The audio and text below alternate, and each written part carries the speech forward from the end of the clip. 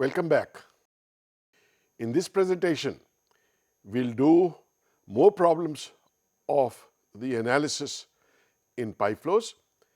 We'll also do a few problems on the design in pipe flows, and then we'll cover some basic piping networks.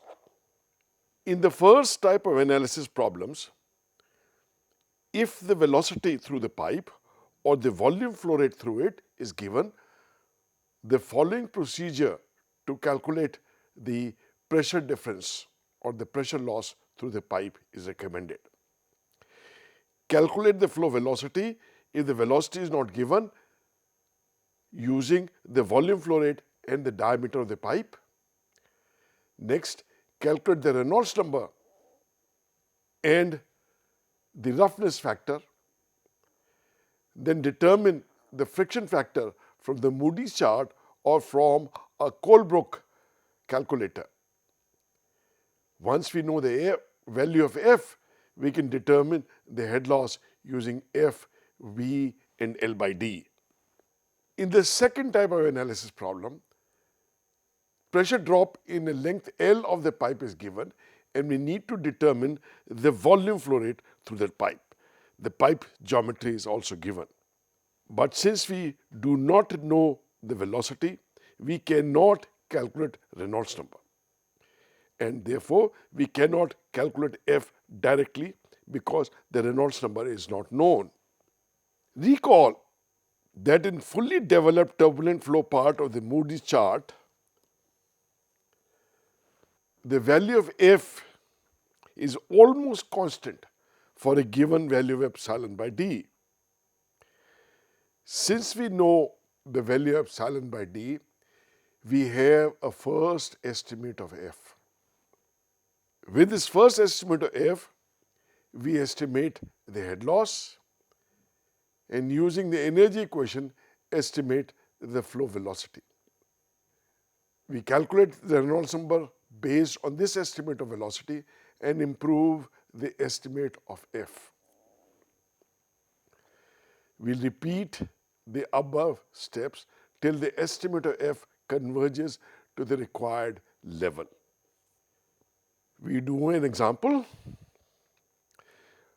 Obtain the flow rate of water carried by a cast iron pipe of diameter 10 centimeter and length 40 meters when the applied head difference is 2 meters.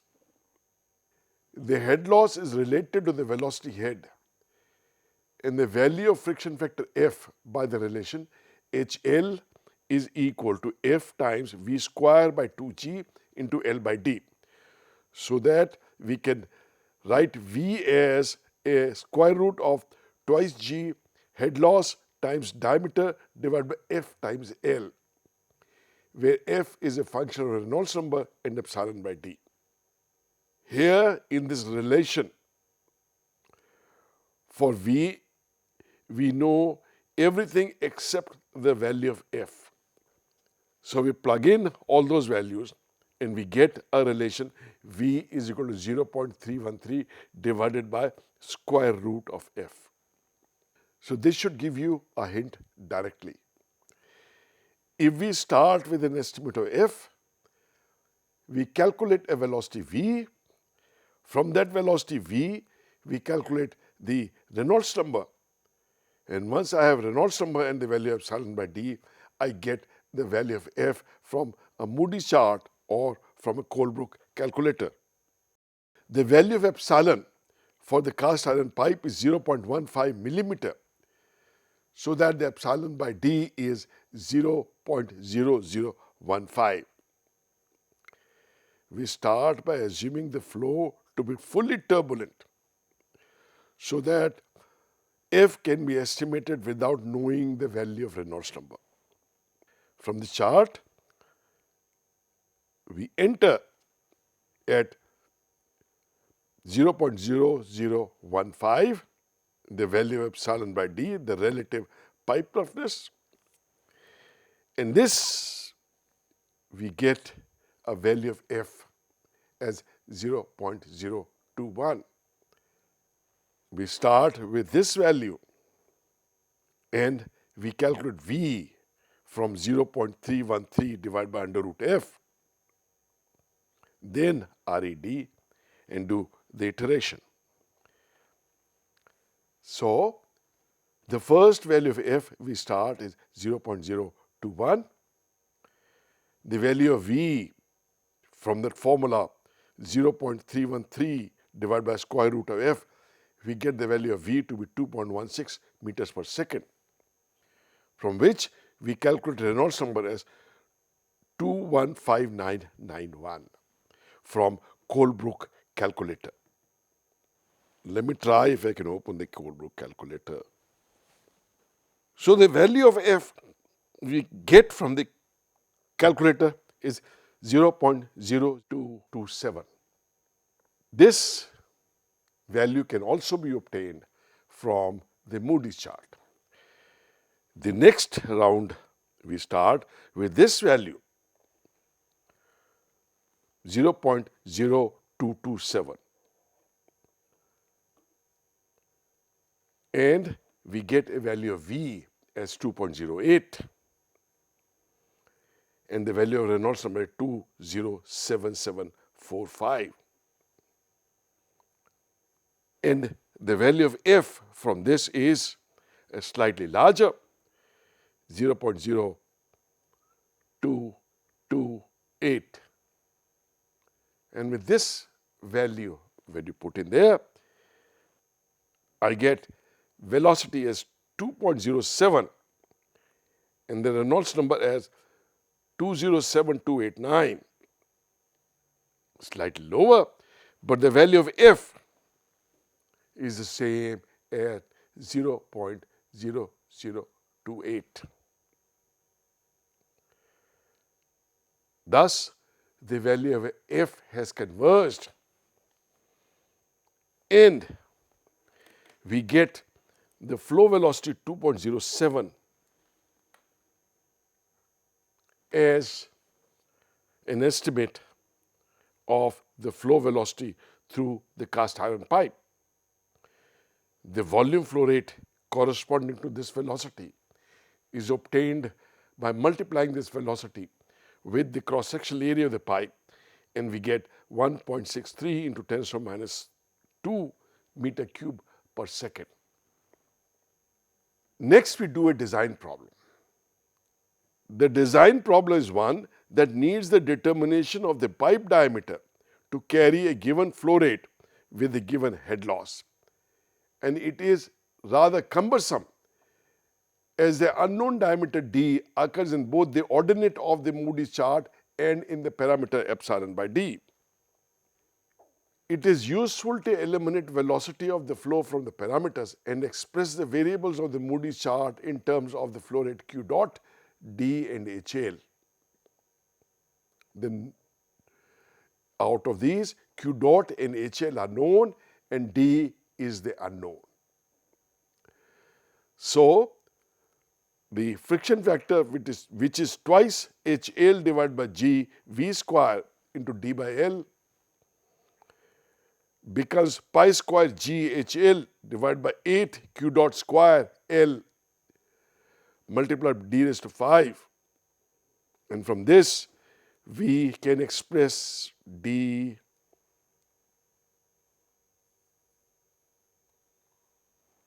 like this in terms of q dot and HL. The value of f is not known here, all other quantities are known. And then the Reynolds number can be expressed as 4 rho q dot divided by pi d mu. The following iterative procedure can be used. Since we have no idea where to start, pick any value as an initial guess for f. A value of 0.03 in the middle of the range of f is a good starting point. Estimate d from the given value of q dot, L and HL from the formula for the diameter that we just derived and then estimate Reynolds number.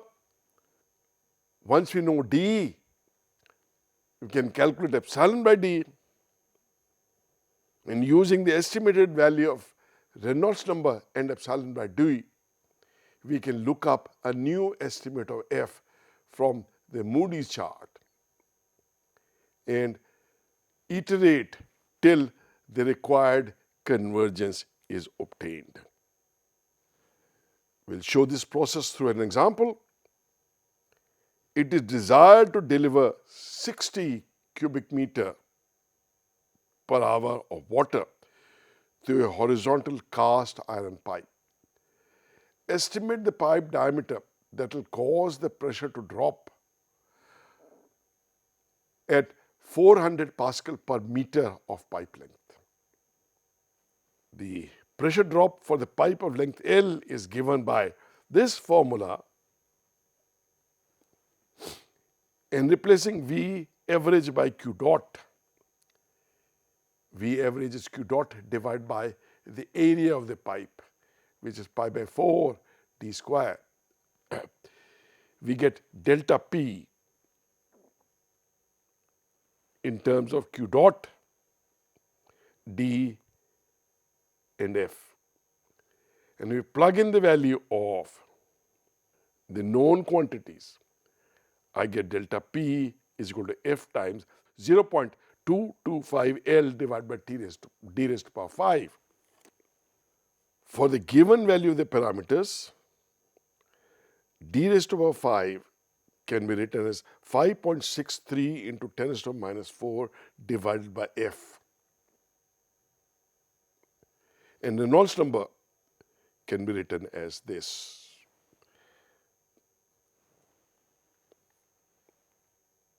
So now we are ready to start iteration.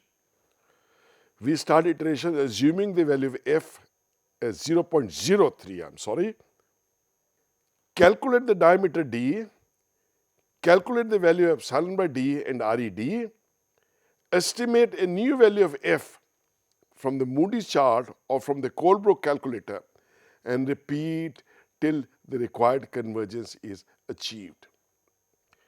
So we start from F is equal to 0.03, and we get F from calculator as 0.03280. These calculations can be done very easily on a spreadsheet like Excel with formula embedded, so that the repeated calculation do not take much time. Then using this value in the second iteration, we get a new value as 0.3376. Value F is increasing.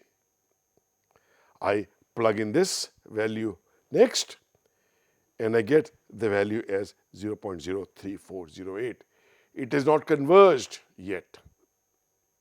And if I do this 2 more times, I get the converged value of F as 0.03417. And then this is the converged diameter of the required pipe. That is, we need a pipe of 16.5 millimeter diameter to carry the required flow with the given pressure drop.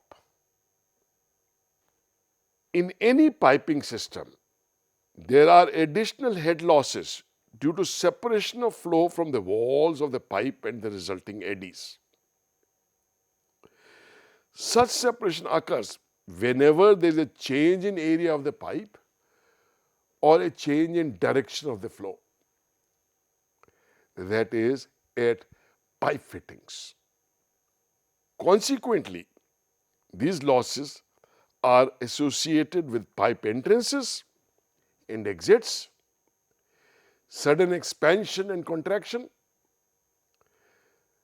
In pipe fittings such as bends, elbows, T's and unions, open or partially closed valves such as ball valves, gate valves, swing check valves, and diaphragm valves and any other fittings. Since the flow pattern through most of these fittings are too complex to be modeled analytically, the head losses are specified as experimentally determined correlations. For turbulent flows, that is the condition in most engineering piping systems, the head loss for a fitting is usually specified as a fraction or multiple of K of the kinetic energy head. The non-dimensional factor K is termed as the loss coefficient and depends in general on the geometry of the fitting and the Reynolds number. For practical flow calculations, however, it is conventional to use the highest asymptotic value of K independent of the Reynolds number, giving us slightly conservative results. Therefore, the head loss through any fitting can be expressed as HL is equal to K times the velocity head. So, the head loss is 1/2 V square by G into F L by D plus summation K. Summation K is called the minor losses because in most piping system F L by D is much larger than summation K. We give here the head loss coefficients K for the various pipe fittings. In this first slide, we talk of the pipe entrances. If I have a flush or a square-edged entrance as shown here, the typical value of K is 0.5. When the entrance is rounded, the value of K depends upon R by D, the radius of the rounding and the diameter of the pipe. And for R by D varying from 0.02 to 0.15, the values of K are 0.28 to 0.04. 0.28 when the radius of the round is least, and 0.04, a low value when the radius is large. For a re-entrant pipe, the one shown here, the value of K is quite large, 0.78. For chamfered entrance, the value of K is 0.25. When a pipe exits into a large reservoir, all its kinetic energy head is lost. Since V square divided by 2G represent the kinetic head based on the average velocity, the true kinetic energy head is gamma times V square divided by 2G, where gamma is the kinetic energy correction factor. So when the exit is in a confined space, that is, the pipe is exiting into a tank, then all of the kinetic energy is lost and we have kinetic energy factor equal to the value of K. For laminar flows, the kinetic energy correction factor is 2. For turbulent flow, the kinetic energy correction factor is 1. And when the flow exits into unconfined space, that is, it comes out as a jet, no energy is lost, and so the value of K is 0. Losses at a sudden change in area, at a sudden expansion, the head loss is given by V1 square by 2G into 1 plus A1 by A2 whole square. This had been obtained in an earlier lecture. The losses at a sudden decrease in area, sudden contraction, is given by this formula. This is valid up to D by capital D is equal to 0.76. Lowercase d is the value of the smaller pipe. Capital D is the diameter of the larger pipe from which the flow is coming. When D by capital D is larger than 0.76, the result is like this. This table gives you the head losses for the various kinds of pipe fittings: bends, elbows, T's, union. These are typical values. A piping engineer refers to the data supplied by the manufacturer of the fittings to determine what the actual value of K would be.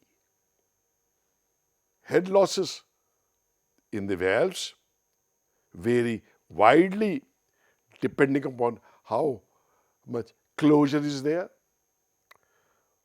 For example, a ball valve fully open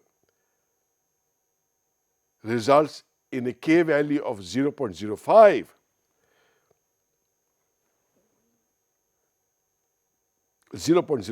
But while it is 2/3 closed, the value is as high as 200. Let's do an example. The diagram shows a piping system in which a 200 meter, 50 millimeter galvanized iron pipe is connecting two reservoirs. One reservoir at an altitude of 40 meters and the other reservoir in which the level is at 5 meters altitude. There are two glow valves, two 90-degree elbows into the system. There is an entrance. The water is flowing from the higher reservoir into the lower reservoir, and there is an exit. So there will be two kinds of head losses. One because of friction in the pipe, and the other the minor losses because of pipe fittings.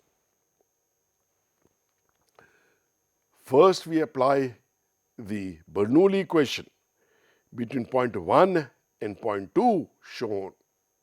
At the exit, the total head consists of the pressure head, the velocity head, and the altitude head. This is at the exit. And this is equal to the total head at the entrance minus the head loss. Total head at the entrance, the velocity head is 0 at 1. 0 is the pressure at 1 since it's open to atmosphere.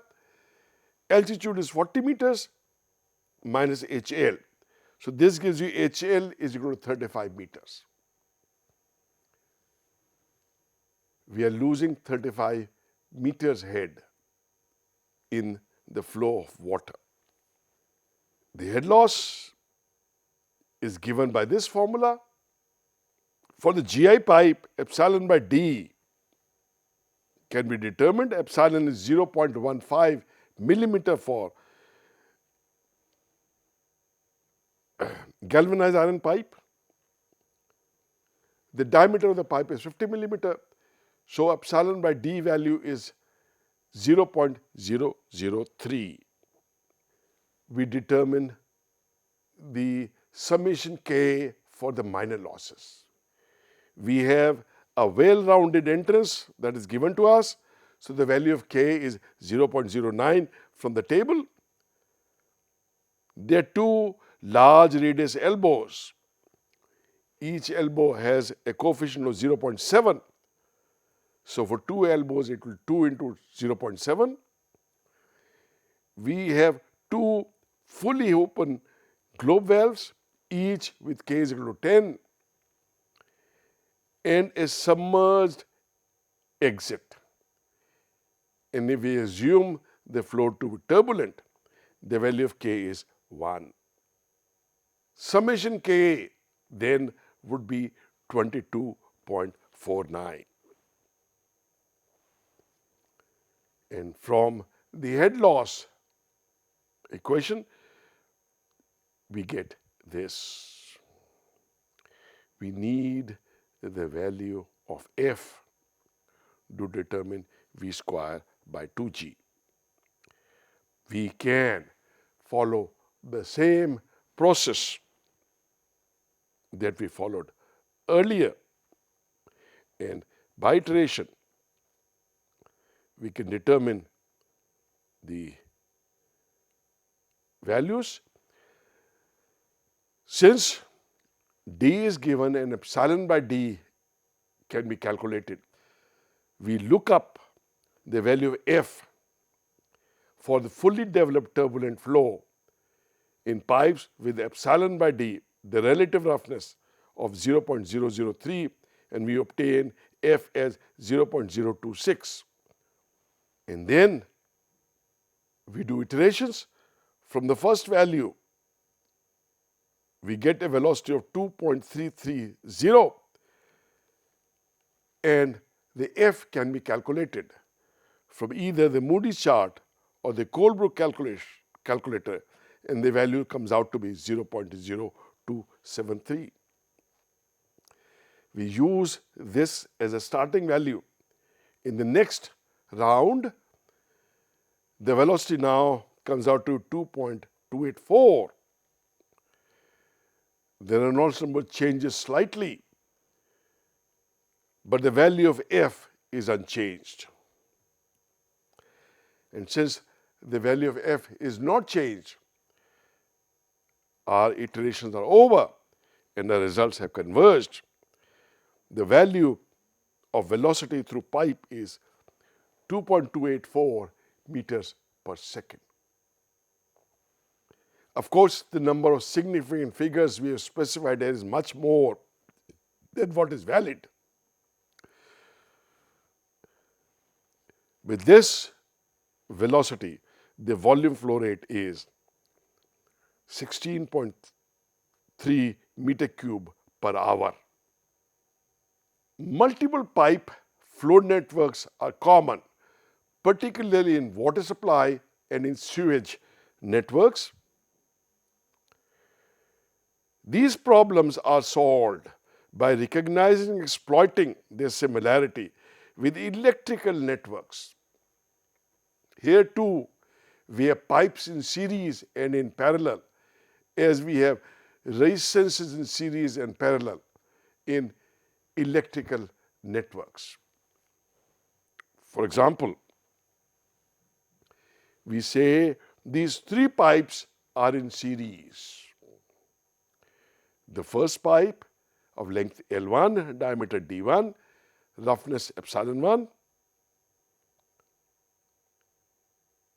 It has a pressure drop or delta P1. Similarly, a second pipe and a third pipe.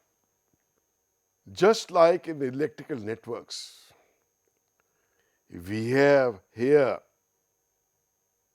for this series network of pipe, the volume flow rate through one should be same as volume flow rate through the second, and should be equal to volume flow rate through third, and so on. There is a common volume flow rate, just like there is a common current in three wires connected in series. But the total pressure gradient is the sum of the three pressure changes, delta P1 plus delta P2 plus delta P3. just like the total voltage drop is the voltage drop across the constituent resistances in a series network. Similarly, a parallel network. Here, the total volume Q dot flowing through the system is equal to Q1 dot plus Q2 dot plus Q3 dot, just like currents in a parallel electrical circuit. But the pressure drop through each one is the same. Delta P1 is equal to delta P2 is equal to delta P3. The voltage drop is same in similar electrical networks. Analysis of piping networks, no matter how complex, are driven by two simple rules. The flow rate balance, total volume flow rate into a junction of pipe is equal to the total flow rate away from the junction, because the volume of the flow cannot be created at a junction. Then the pressure drop between two junctions is the same along every path between the junctions and the paths. The paths being parallel to one another. For example, consider a network in which between junctions A and B, there are two paths through pipe 2 and 3 and through pipe 4 and 5. So the above two rules translate into writing that at junction A, that node A, Q1 dot should be equal to Q2 dot plus Q4 dot. The flow coming in through pipe 1 is the flow going through pipe 2 plus the flow going through pipe 4. The net flow at A should be 0. Similarly, at node D, Q4 is equal to Q5 dot. Similarly, at node C and at node B. And then the second condition, that the pressure drop between the two junctions A and B is the same following either path 2 and 3 or 4 and 5. So pressure drop in AC plus pressure drop in CB is equal to pressure drop in AD and pressure drop in DB. We can write pressure drops in terms of the pipe lengths, diameter, and the friction factors for each one of them.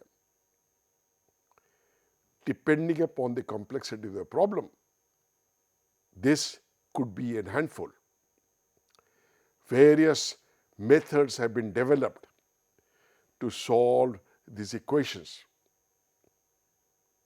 conveniently, and there are computer calculators available for doing this pipe networks. Let's next do flow through pipes of non-circular sections.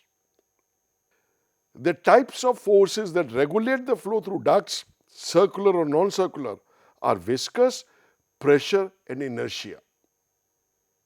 We now use a technique where we can relax such state geometrical similarity requirements that has been set out earlier. We use the fact that viscous effects on pipe walls are confined to a thin region very close to the wall, particularly in turbulent flow, while the inertial and pressure forces act over the whole cross section. That is, we are assuming that over bulk of the cross section, the velocity gradients are quite small, and so the viscous stresses are quite small. This allows us to use two different length scales. Up till now, we have used only one length scale, the diameter of the pipe. Now we can use two different length scales, one representing the overall dimension, like the diameter, and the other scale over which the velocity varies near the wall. If we assume this layer of thickness delta, then delta would be a length scale over which the velocity varies, so that the shear stress now can be estimated as mu times the velocity gradient, characteristic velocity gradient, which is v divided by delta, rather than v divided by L as we have been doing previously. The first length scale is a so-called boundary layer thickness delta. The velocity varies from 0 at the wall to the bulk velocity over the length, so that the velocity gradients of our order v divided by delta, this being the thickness delta for non-circular pipes. These shear stresses of order then mu v by delta, and the shear forces are of order mu v by delta, which is the shear stress, times the area over which they act. Now the area over which they act is the perimeter of the pipe times the length of the pipe. P times L is the total area over which these shear stresses act. P is termed the weighted parameter, so that PL represents the area on which the shear stresses act. The corresponding pi number for the shear forces would be F mu delta divided by mu V PL. Earlier, we may not use this artifice.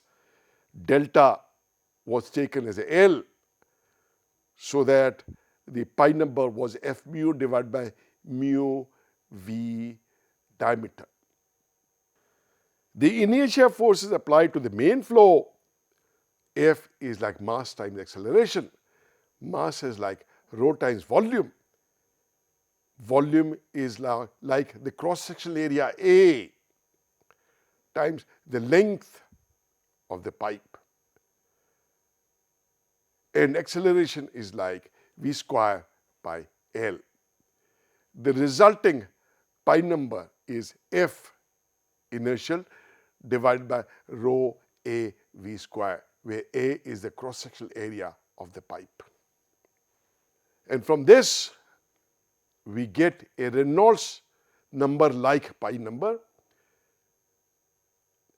The new estimate of the shear forces, a new estimate of the inertial forces gives you a Reynolds number like pi number, which is rho delta V divided by mu L into A by P. Consider two pipes of the same length carry the same fluid at the same average speed. It stands to reason that the boundary layer in the two pipes would be the same and the flow would be similar if this quantity would be the same in the two pipes. The value of A by P for a circular pipe is pi by 4 d square divided by pi d, which is d by 4. So we take 4A by P as the equivalent diameter of any pipe. For example, this rectangular pipe with dimensions A and B, area is AB, perimeter is twice A plus B. So, the equivalent diameter of this pipe is 4 times this is called the hydraulic diameter and is represented by D sub H. So, if for non-circular pipe we calculate the hydraulic diameter and then replace this non-circular section pipe with a circular pipe of diameter equal to the hydraulic diameter calculated, then we should get the same pressure drop and the same flow rate. Thus, the pressure drop in a non-circular pipe can be predicted quite well by calculating the pressure drop in a circular pipe of diameter equal to 4A by P. Using this as the diameter D, we can use Moody's chart or the Colebrook formula.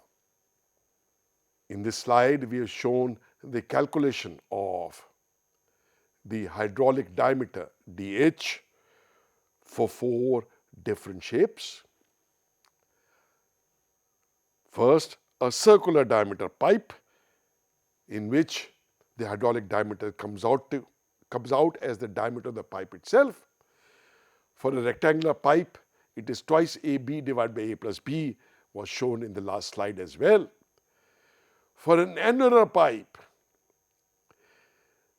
the wetted parameter is pi times D naught plus pi times Di, and the area of flow is pi by 4 into D naught square minus Di square. In calculating 4A by P, we get the hydraulic diameter as D naught minus Di. This technique can also be used for pipes which are not flowing full. In the last picture, we have shown a circular pipe flowing half full. The liquid occupies only 1/2 the area of the pipe. And then we show that for this pipe also, the effective diameter is D. Under these circumstances, the cross-sectional shape of the model may deviate from the prototype as long as the hydraulic radius is scaled in accordance with the length scale factor. The concept of hydraulic diameter is widely used in hydraulics, even in open channels. It permits relaxation of geometric similarity from the cross-section of the flow as long as the flow is turbulent and the boundary layer is laminar. For open channels, the pressure does not change, and the change in non-gravitational pressure P is equal to P plus rho Gz is related to change in elevation. We do an example. Consider a painted steel channel. And we look up the table and find that epsilon is like 2.4 millimeter in such painted steel channels. Determine the slope of the channel required for a flow rate of 6 meter cube per second at a normal depth of 1 meter as shown. So, to treat this as a pipe flow problem, we calculate first the hydraulic radius. The wetted parameter is 1 meter plus 3 meters plus 1 meter, a total of 5 meters. The flow area is 3 meters into 1 meter, and therefore the hydraulic diameter is 4A by P, that is 2.4 meters. This could be treated as a circular pipe of diameter 2.4 meters. A flow rate of 6 meter cube per second gives an average velocity of 2 meters per second. Flow rate divided by the cross-sectional area. Treating this as a pipe flow, we calculate the Reynolds number, which comes out to 4.8 million, and the value of epsilon by d as 0.001. The value of F corresponding to these parameters from the Moody's chart is 0.0197. Actually, I used the Colebrook calculator to determine this value. And the head loss per meter run then is given by HL is equal to F times V square divided by 2G into L by D. And if I plug in all the values, I get a head loss equal to 0.00167 meters. And this head loss is obtained purely as the head loss in elevation, since the pressure is constant, is atmospheric throughout the channel and the velocity is same. So the channel needs to slope 1.67 millimeter per meter run of the channel. There is a well-developed theory of open channel flows where we do not make these approximations. And there is a standard Chassis formula, and if we use that, we would have got a result of 0.016 meters per meter run instead of the present result of 0.017 meters per meter run. So this does instill confidence in the concept of hydraulic diameter. So even though the open channel has a separate theory to deal with, we could model it as a pipe based on the principle of hydraulic diameter and get a result which is well within the range of accepted values. This shows the power of characteristic lengths properly used. We extend this a little further, and we said that in the channel of the previous problem, we now introduce a painted seed barrier in the middle as shown. Just erected a thin barrier in the middle. Determine the reduction in flow rate. Now, in the presence of the barrier, the channel splits into two exactly similar channels. Let us calculate flow through one channel. We first determine the hydraulic radius of one channel. The value of wetted parameter is now 3.5 meters. 1 meter plus 1.5 meter plus 1 meter. The flow area is reduced to 1.5 meter into 1 meter, and so the hydraulic diameter is 1.71 meter. Since the slope remains the same, the head loss remains the same at 1.67 millimeters per meter run of the channel. The head loss is related to the velocity head, and the value of friction factor F is obtained. And then we determine the velocity value V. The value of epsilon for the painted steel is 2.4 millimeter as before. So the epsilon by dH is 2.4 millimeter divided by 1.71 meter, which is 0.0014. I go through iteration again and determine the value of V as 1.62 meters per second. The value of F has converged. Thus, the flow velocity through the channel is 1.62 meters per second and the volume flow rate is 2.43 meter cube per second through one half of the channel, or 4.86 meter cube per second for the whole channel. Thus, the introduction of barrier reduces the volume flow rate by almost 20% because of the additional shear stresses on the central barrier, which reduces the flow velocity. Thank you.